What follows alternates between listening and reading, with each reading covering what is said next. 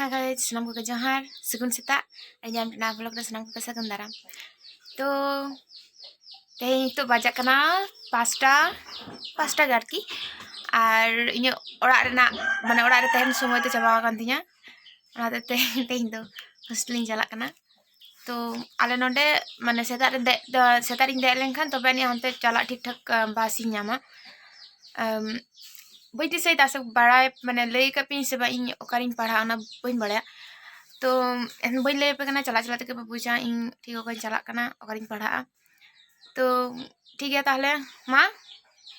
check मेके ओदा उन दिन तहेना भागे तो बाहा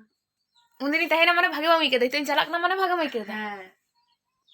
अच्छा मा लई में जाना ada cing de ora gede paka-paking buja रागम rada boy raga kami kuni hijau ha ada ora re pas bunyang pada ejar bunyang aja निया मेटन हैबिट कान ताय ओना दो जतो हड़े गेल यार हितो दो कोई हो कोड़ार बोलते ना जतो जतो एगर हपनटा से चला आरकी तो ठीक है ताहले चलो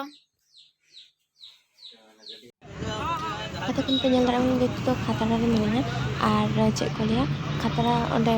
पुरानो बस स्टैंड ना माने उडुकोक कना कि पुरानो बस स्टैंड बोलना itu tuh uduk kan और चेक को लिया नतुन बस स्टैंड ओंडे तो नोआ तो बांग बोलना नोआ जहां बस चला कना कि बाकुड़ा तो शोरूम मीटिंग कना और चेक को लिया itu माने una basta aning chala apra nota ka kuri 25 point setera bakura और तक अंत ठीक ठाक बासिन ᱧᱟᱢᱟ तो আর যে কলে একটু মনে তো খারাপ ᱜᱮ ᱟᱹᱭᱠᱟᱹᱣ ᱫᱟ কারণ টানা দিন পর ওড়াই ওড়াᱜ ᱠᱷᱚᱱᱟᱜ ᱪᱟᱞᱟᱜ ᱠᱟᱹᱱᱟᱹᱧ ᱦᱳᱥᱴᱮᱞ ᱛᱮ একটু খারাপ ᱤᱧ ᱟᱹᱭᱠᱟᱹᱣ ᱫᱟ ᱟᱨ ᱢᱤᱫ ᱥᱟᱶᱛᱮ ᱫᱚ ᱨᱟᱹᱥᱠᱟᱹ ᱦᱚᱸ ᱟᱹᱭᱠᱟᱹᱜ ᱠᱟᱱᱟ ᱪᱮᱫᱟᱜ ᱥᱮ ᱩᱱᱟᱹᱜ ᱜᱟᱱ ᱜᱟᱛᱮ ᱥᱟᱞᱟᱜ ᱨᱮ ᱧᱟᱯᱟᱢ ᱦᱩᱭᱩᱜᱼᱟ तो ᱚᱱᱟ ᱠᱚ ᱪᱤᱱᱛᱟᱹ ᱞᱮᱠᱷᱟᱡ ᱫᱚ ᱨᱟᱹᱥᱠᱟᱹ ᱟᱹᱭᱠᱟᱹᱜ ᱠᱟᱱᱟ तो ठीक गया चलो ᱚᱸᱰᱮ ᱵᱟᱨ ᱯᱮ ᱫᱤᱱ ᱛᱟᱦᱮᱸ ᱞᱮᱱᱠᱷᱟᱱ ᱜᱮ ᱴᱷᱤᱠᱚᱜᱼᱟ तो सेकंड दुर्गापुर चलना दुर्गापुर गड्ढे में और इनान दो माने बिन जम तो स्ताबड़ी है कांते तो ना से दाका माने चे बिन जम काते तो हॉर्न बेस में काते ना से चे कोई जपे जपे तीन है कना गोटा रास्ता और क्या नहीं तो दुर्गापुर चला कना नोआ तो जगह को तो बइन पढ़ाया అయితే బడా అయితే కొమంగతల ఇన్ పెనోత నాగరాద దుర్గాపూర్ మన బొర్లో లాటెన్ దుర్గాపూర్ రెమినా ᱪᱮᱫ ᱠᱟᱴᱟ ᱪᱮᱫ ᱠᱚ ᱞᱟᱹᱭ ᱠᱚ ᱤᱧ ᱵᱟᱹᱧ ᱞᱟᱹᱭ ᱫᱟᱲᱮᱭᱟᱜ ᱠᱟᱱᱟ तो ᱱᱚᱣᱟ ᱠᱟᱴᱟ ᱨᱮᱱᱟᱜ ᱧᱩᱛᱩᱢ ᱡᱩᱫᱤ ᱡᱟᱦᱟᱸ ᱯᱮ ᱵᱟᱲᱟᱭᱟ तो ᱤᱧ ᱠᱚᱢᱮᱱᱴ ᱠᱟᱛᱮ ᱞᱟᱹᱭ ᱯᱮ ᱯᱞᱤᱡ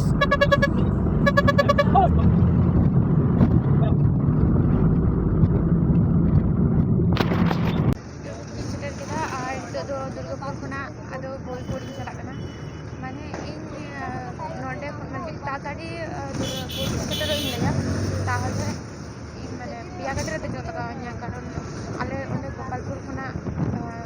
बाकुड़ा चुलुगानी बाकुड़ा खुना दुर्गापुर और दुर्गापुर खुना बोलपुर और बाकुड़ा खुना बोलपुर डायरेक्ट खान चेक को लैया बांग माने बांग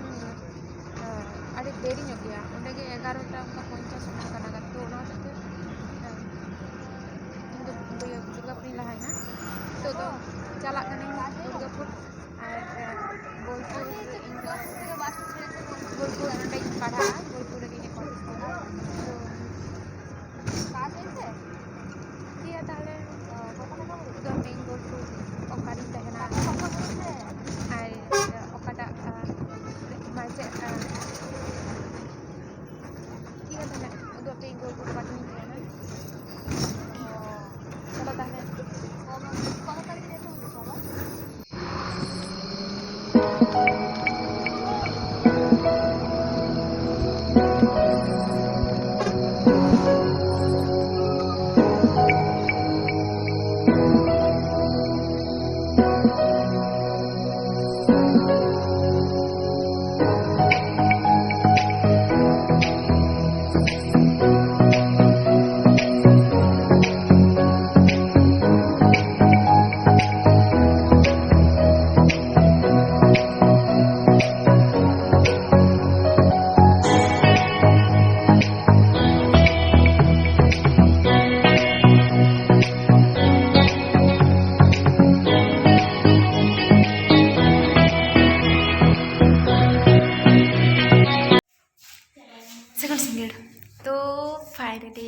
कहीं रूम सेटर करना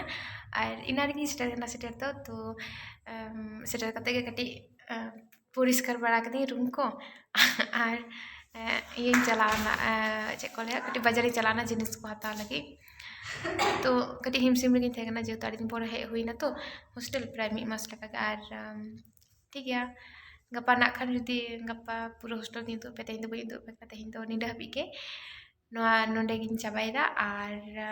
मुचारे नहीं लिया नोआ चैनल सब्सक्राइब कतिं पे वीडियो पे कुछ लाइक कतिं पे कमेंट करते बड़ा कि पे कपड़ा कुछ करते और बुझ के गया जे इन तो बोलपुर विश्वविद्यालय पढ़ा